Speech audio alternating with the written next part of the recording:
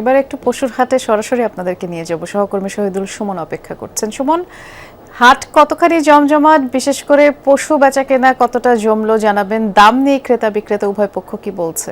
বৃষ্টি, এখনো পর্যন্ত হাট কিন্তু সেভাবে জমে ওঠেনি। দূর দূরান্ত থেকে যেসব ব্যবসায়ী চট্টগ্রামে হাটগুলোতে গরু নিয়ে আসছেন, তারা কিন্তু বেশ কদিন আগ থেকেই তারা চট্টগ্রামের বিভিন্ন হাটগুলোতে তাদের অবস্থান, এবং 6 থেকে 7 দিন হয়েছে অনেকেই বলছেন আমাদেরকে। তবে এখনো পর্যন্ত সেভাবে আসলে খুব একটা বিক্রি তারা করতে পারেনি। কেউ কেউ একটি দুটি বিক্রি করলেও আসলে বেশিরভাগ ব্যাপারী বলছেন তাদের গরু এখনো পর্যন্ত অবিকৃত অবস্থায় রয়ে গেছে। অনেক ক্রেতা আমরা দেখছি, যদিও বা সেটি সংখ্যায় খুবই কম, তবে তারা আসছেন, দর যাচাই করছেন। যেহেতু এখনো বেশ খানিক সময় রয়েছে কোরবানের, সেক্ষেত্রে এখানে যারা ক্রেতারা রয়েছেন তারা মূলত দরটি যাচাই করে যাচ্ছেন এবং তারা অপেক্ষা করছেন সামনে আরো গরু আসলে দামটি আসলে কমে কিনা। তবে আমরা দেখছি দর্শনার্থী রয়েছে সবচেয়ে বেশি।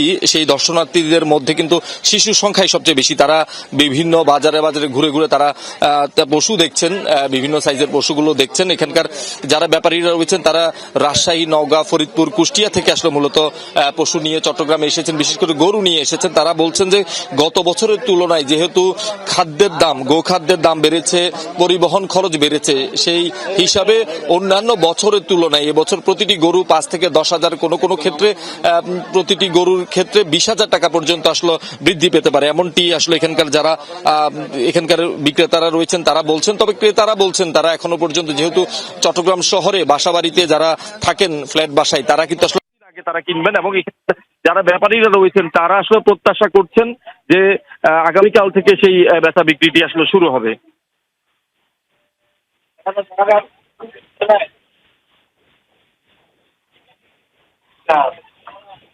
অর্থাৎ আগামীকাল থেকে বেচা বিক্রি শুরু হবে বলে আশা করা হচ্ছে। বিস্তারিত জানাচ্ছিলেন, ধন্যবাদ আপনাকে।